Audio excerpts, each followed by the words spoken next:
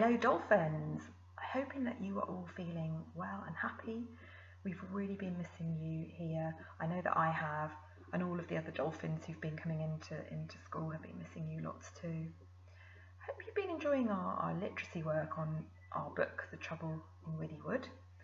And this week I'm actually going to be showing you this video, reading chapter 4 myself. So here we go, and I hope you enjoy chapter 4, which is called Search. Fatima paced up and down anxiously in the ruins of the village square. All around her, sprites were trying to fix the damage caused by the goblin attack. Some swept up broken glass, while others poured crumpled pieces of toadstool to a large pile of rubbish in the middle of the square. There wasn't much left of the village at all. "Don't worry, lassie," said Captain Campion, flying over to land beside her. "It may look bad now, but toadstools grow quickly. We'll be moving back into a new set of homes in a day or two. We sprites are hardy folk." "That's good," said Fatima, "but if I'm honest, I'm more worried about Usman." I guess you would be," the older sprite sighed. "It's not often that goblins take one of us with them when they leave. But don't know ye fret. Clover's putting together a rescue team as we speak." Fatima turned to look at a tent made from spiders' webs. Inside, she could see medics caring for sprites injured in the battle. "Will Poppy be well enough to come with us?" Campion shook his head. "I don't think so. She was hurt pretty bad when the goblin stomped on her. If it hadn't been for you and your brother, well, it could have been a lot worse." "Do you think I could go in and see her?" asked Fatima. "I'm sure that would really cheer her up," smiled Campion, leading the way. Fatima followed Campion into the tent, past rows of beds made from long green leaves. In each of the beds lay a sprite, some with green bandages over their wounds, others being tended by teams of nurses. At the far end of the tent they found Poppy. A short sprite in a white coat was with her. Gosh, I hope Poppy's going to be okay. "I'm Dr. Heather," she said, shaking Fatima's hand, "and I hear you're something of a hero." "I don't know about that," said Fatima, her cheeks burning red. "Yes, you are," smiled Poppy. "That goblin would have crushed me into the ground if you and your brother hadn't saved me. My injuries could be a lot worse." "Actually, that's why I'm here," said Heather. "I've got the results back from the tests I ran on your wings." Poppy trembled. "Are they going to be okay?" "They will," said Heather, "but not for a long time. You'll be wearing trainers for quite a while until your own wings heal." Poppy slumped back against a soft green pillow. "I can do that," she said, relieved. "Trainers aren't too bad." "Trainers?" asked Fatima. "You mean like the shoes that you wear to play games?" Heather shook her head. "Trainers are training wings," she explained. "You wear them over your shoulders like a backpack. They're what young sprites learn to fly with, but they can also be used by anyone who injures their wings." "And they're what you're going to wear on our journey to the goblin village," said a voice. Fatima turned to find Clover approaching. "Me?" she asked. "Of course," said Clover. "If we had to travel at walking pace, it would take hours to find Usman. Flying is much quicker." "But I've never flown before," said Fatima. Poppy reached out to take her hand. "You'll be fine," she said. "Young sprites learn how to fly all the time. It won't take long to get used to your wings. Or you could wait here in the village while we go and rescue your brother," Clover suggested. "I don't think she'll do that, will she, dolphins?" "No chance," said Fatima. "Let's try these trainers on for size." 10 minutes later, Fatima was back in the village square. She held her arms out to the side as Clover slipped the straps of a pair of training wings over her shoulders. "They're very light, aren't they?" she said, surprised. "That's the fairy dust in them," said Clover. "Nasty stuff, fairy dust. It'll stick in your hair and clothes for days. But it's pretty magical, and it does have its uses." The straps finally in place, Fatima watched in amazement as they glowed slightly and then turned invisible. That left a pair of shimmering sprite wings protruding from her back. "Give them a go," said Clover. "Try to flap them." "How?" asked Fatima. "Do I wiggle my arms or something?" Clover smiled. "Magical fairy dust, remember." he said. Now you're wearing the wings. All you have to do is think about moving them and they'll instantly respond. Gosh, that would be good, wouldn't it? If you could just think of something and it would instantly happen, like if you just imagine that you knew all of your times tables and you just instantly knew them. That would be brilliant, wouldn't it, dolphins?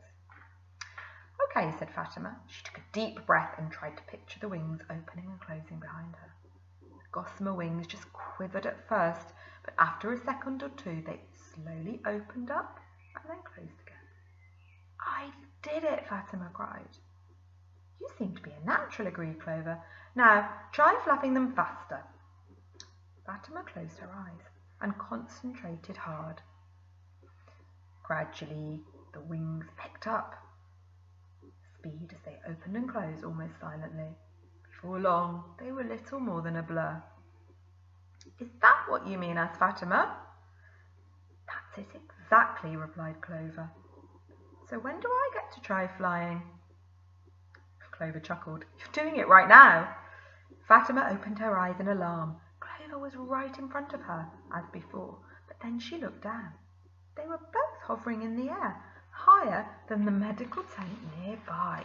Imagine that, dolphins, what it would be like if you could actually fly. I know I'd love it. I'm doing it, cried Fatima. I'm flying. They rose up through the leaves of the tree beside them. Fatima saw a bird's nest perched on one of the branches. 4 bright blue eggs nestled inside. A movement caught her eye. She looked down, seeing the ground dropping away beneath them. Panicking slightly, she wobbled and then tried to right herself. Whoa, don't get too excited, Clover urged, reaching out to grab her and steady her. We still have a few things left to learn. The sun was sinking in the sky and the rescue party finally gathered together. Captain Campion was there with a platoon of soldier sprites, including Private Larkspur, still wearing armour made from birch bark. Dr. Heather and a pair of medics in red jerseys lined up behind. Finally, Clover and Fatima closed the ranks. Campion flapped his wings and lifted up into the air. Have no doubts, people, he announced. This is not going to be an easy mission. But we sprites never leave a man behind, even if that sprite isn't really a proper sprite, but a cheeky wee human. Osman Saeed fought to defend our village, and we're going to bring him home. All around the village the sprites cheered as the rescue party took off and zoomed deep into Withy Wood. How are you feeling, Clover? Asked Fatima once they were on their way. A little bit nervous about seeing the goblins again, Fatima admitted. I just hope Osman's safe. If he's got half the courage you have, he'll be fine. He certainly will, said Heather, falling back to join them. And you're a natural at flying with those trainers on. I'm enjoying it, said Fatima as they continued to zip through the trees. It's like swimming in the air. No chit-chat in the ranks, bellowed Captain Campion from the front of the group. This is supposed to be a surprise attack. Clover, Fatima and Heather shared a smile, then fell quietly back into place. After almost an hour of flight, Campion raised a hand and the group began to slow down. The captain gestured for Clover and Fatima to come forward. We're almost at the goblin village, Campion whispered. Look, all the grass has been flattened by their big stomping feet. And there's some kind of fence up ahead, said Clover. The group peered through the bushes to see a wall made of thin branches. Square holes were spaced out along the wall, 8 from the left to right and 8 high. Each hole was just big enough for a goblin to squeeze through. How weird, said Fatima. It looks like a chessboard on its side, but with holes instead of squares. Aye, but what are the holes for? Asked Campion.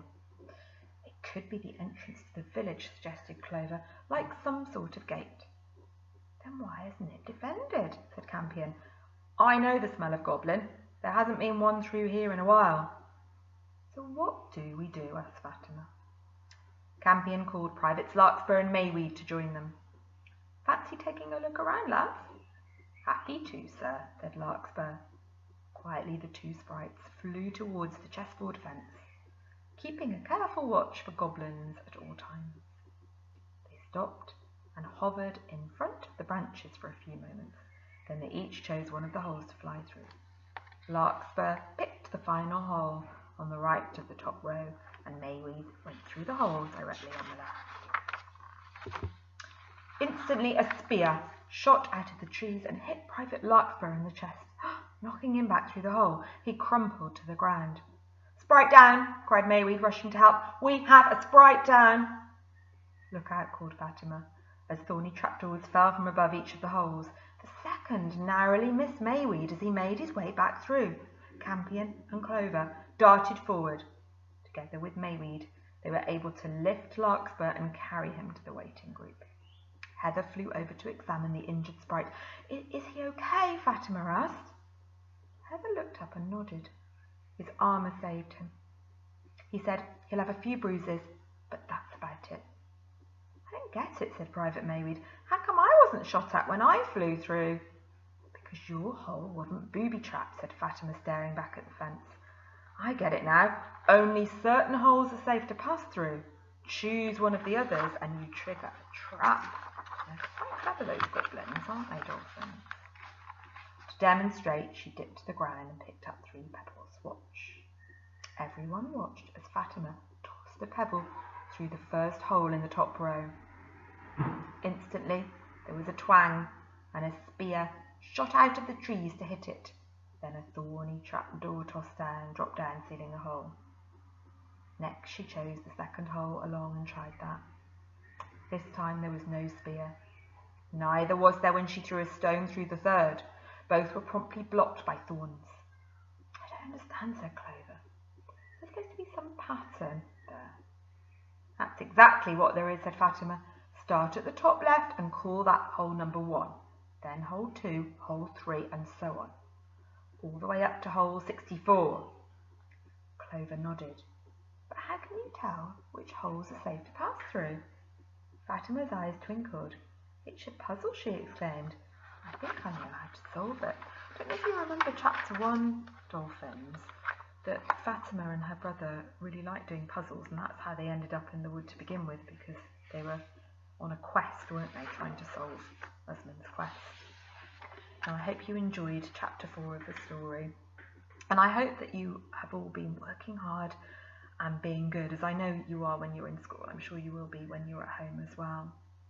Now, what we're hoping to do is very soon, for those children who aren't in school, to set up a Teams meeting so that I can actually have a chat with some of you dolphins and we can actually see each other via video link.